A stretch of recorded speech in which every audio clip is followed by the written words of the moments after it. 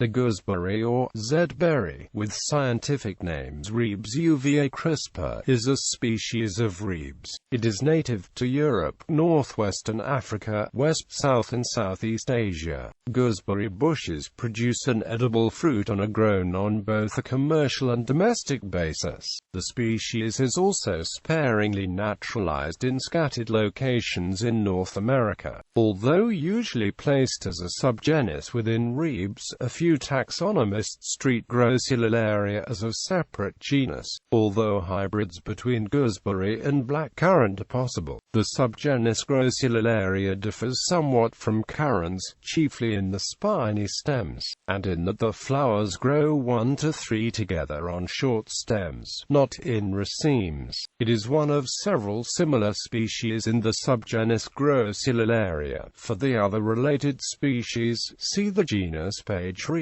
Etymology. The goose in gooseberry has usually been seen as a corruption of either the Dutch word kruispes of the Allied German Krausbier, or of the earlier forms of the French grosse.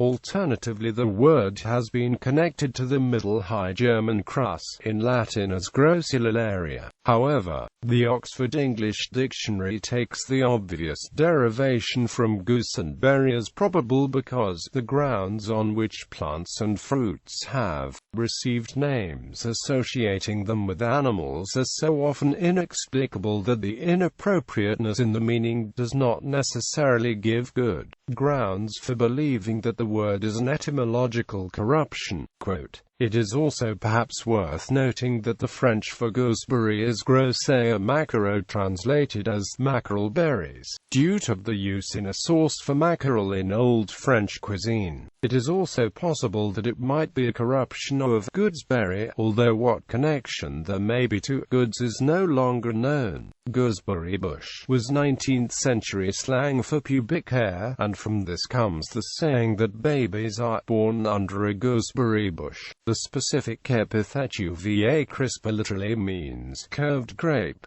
Growth characteristics. The gooseberry is a straggling bush growing to 1.5 meters in height and width, the branches being thickly set with sharp spines, standing out singly or in diverging tufts of 2 or 3 from the bases of the short spurs or lateral leaf shoots. The bell-shaped flowers are produced singly or in pairs from the groups of rounded, deeply crenated 3 or 5-lobed leaves. The fruit of berries, smaller in wild gooseberries than the cultivated varieties, but often of good flavor. It is generally hairy, but in one variety, smooth, constituting the uva-crispa of writers. The color of the berries is usually green, but there are red, yellow, and white variants.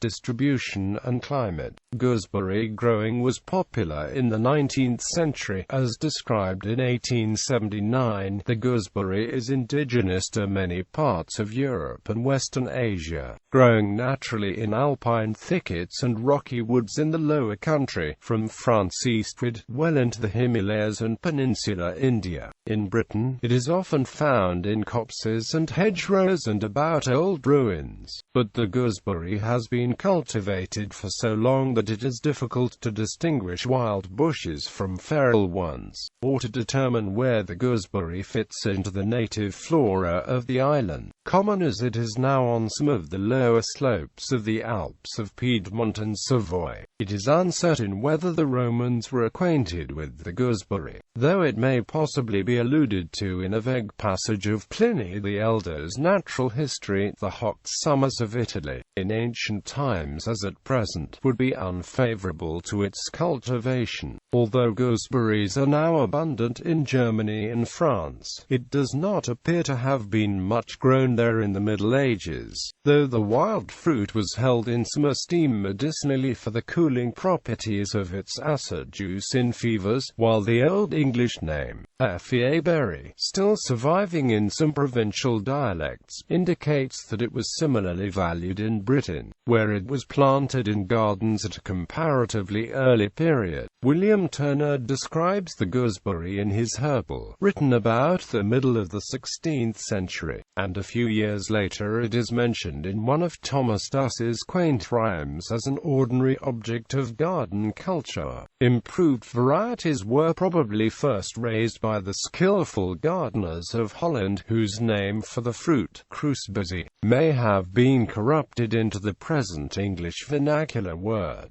Towards the end of the 18th century, the gooseberry became a favourite object of cottage horticulture, especially in Lancashire, where the working cotton spinners raised numerous varieties from seed, their efforts having been chiefly directed to increasing the size of the fruit. Of the many hundred sorts enumerated in recent horticultural works, few perhaps equal in flavour some of the older denizens of the fruit garden, such as the old rough red and hairy amber. The climate of the British Isles seems peculiarly adapted to bring the gooseberry to perfection, and it may be grown successfully even in the most northern parts of Scotland. Indeed, the flavour of the fruit is said to improve with increasing latitude. In Norway even, the bush flourishes in gardens on the west coast nearly up to the Arctic Circle, and it is found wild as far north as 63 degrees.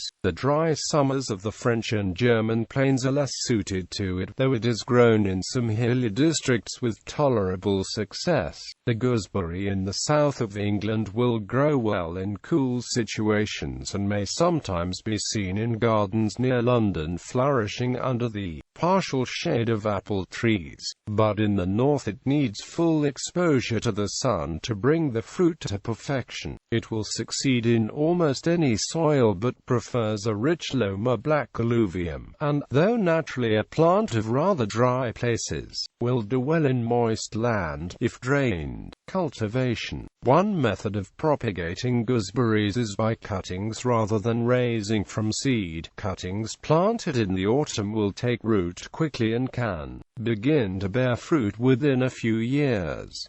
Those growing from seeds will rapidly produce healthy, heavy-yielding bushes. Pruning should be carried out to allow light in and give the new growth for next year's branches an opportunity to grow. Fruit is produced on lateral spurs and on the previous year's shoots. The main aim is to let the light in, and a subsidiary purpose is to allow picking without excessive scratching from the spines. Heavy nitrogen composting must be avoided, as too much nitrogen will produce extensive growth and weaken the bush. This will make the bush susceptible to mildew. The fruit should best be picked off when large to reach maximum sweetness. Supermarkets tend to have theirs picked early and before they are ripe and sweet to give a long shelf life. Heavily laden branches should be cut off complete with berries. This really benefits future crops as it lets the light reach the new growth. Cultivar Invicta now is a popular green gooseberry which has some mildew resistance. Numerous cultivars have been developed for both commercial and domestic use. The following have gained the Royal Horticultural Society's Award of Garden Merit: Careless, Green Finch, Invicta, Leveler, Winham's Industry. Pests. Gooseberry bushes are vulnerable to magpie moth caterpillars. In cultivation, the best method for removing them is to remove the larvae by hand soon after they hatch. Its eggs are laid on fallen gooseberry leaves.